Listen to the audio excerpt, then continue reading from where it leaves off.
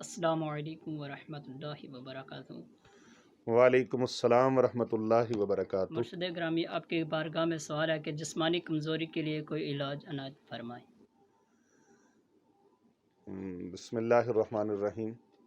حافظ صاحب، جسمانی کمزوری کے لیے کیا آپ خوراک اچھی کھاتے ہیں؟ جی فروٹ بھی کھاتے ہیں جی اور کھانے کی ترتیب جو ہے سنت کے مطابق رکھتے ہیں؟ جی محترم ناظرین گرامی، اگر کھانے پینے کے معاملات بھی آپ کے ٹھیک ہیں، معدہ بھی ٹھیک ہے اور آپ کی ترکیب بھی ٹھیک ہے، مسنون طریقے کے مطابق آپ صبح دوپہر شام کھانا کھاتے ہیں اور سنت کے مطابق آپ سارا سلسلہ رکھتے ہیں، اس کے باوجود بھی اگر آپ کو کمزوری ٹھیک نہیں ہو رہی تو یقیناً کوئی نہ کوئی روحانی معاملہ بھی ہوگا، جس کی وجہ سے بعض اوقات روحانی وجہ سے، جادو اور سائے کی وجہ سے جتنی مرضی خوراک کھا لیں وہ خوراک اثر نہیں کرتی، فائدہ نہیں دیتی۔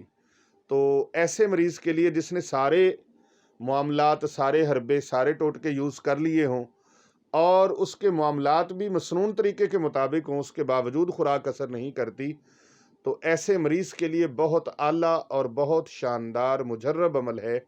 وہ 70 مرتبہ ایسا شخص جو چاہتا ہے کہ میں ہیلتھی ہو جاؤں، صحت مند ہو جاؤں اور میری صحت اچھی ہو جائے، جسمانی کمزوری ختم ہو جائے، پچکے گال جو میرے ہیں وہ بھی ٹھیک ہو جائیں اور ڈینٹ شنٹ جو مجھے پڑے ہوئے ہیں وہ سوتر ہو جائیں، صحیح ہو جائیں، تو ایک شخصیت خوبصورت بن جائے، تو اس کے لیے ایک روحانی عمل ہے، بہت ہی خوبصورت ہے۔ نعت علی آپ نے روزانہ 70 مرتبہ پڑھنا ہے اور پڑھ کے اپنے اوپر دم کرنا ہے۔ 70 مرتبہ روزانہ نعت علی پڑھیں اور اول آخر 3 مرتبہ درود پاک پڑھ کر اپنے سینے پر پھونک ماریں اور ہاتھوں پر اس طرح مار کے پھونک اپنے جسم کے اوپر پھیر لیں۔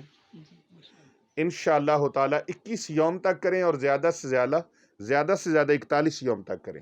آپ کو جو جسمانی کمزوری کا عارضہ ہے وہ انشاءاللہ تعالی ٹھیک ہو جائے گا اور ہمیشہ کے لیے جسمانی کمزوری دور ہو جائے گی۔